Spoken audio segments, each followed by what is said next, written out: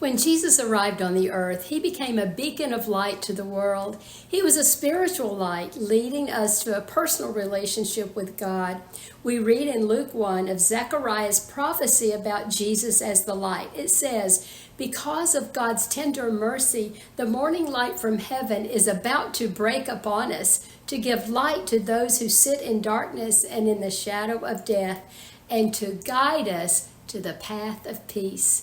You see, Jesus came to give light in the darkness and to guide us to peace. I'm sure there are some watching this who are going through a dark time.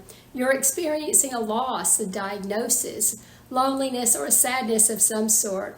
There are those who long for peace because your world is in chaos, or you're filled with stress from financial or relationship issues, or you find the busyness of the season overwhelming.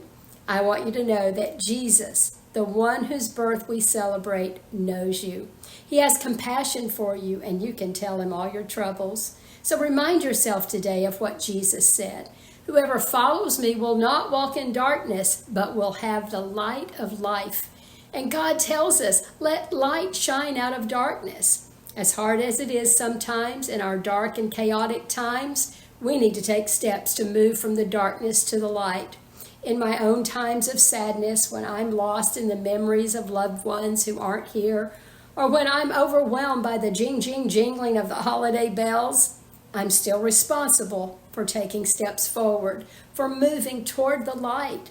So I take a deep breath and then another and another. I talk a few moments with God, and I praise him, and I confess to him, I thank him, and then I ask him to help me to move through the darkness into the light. And then I have to talk to myself and remind myself of all the light I have, my faith, my family, my friends, my purpose.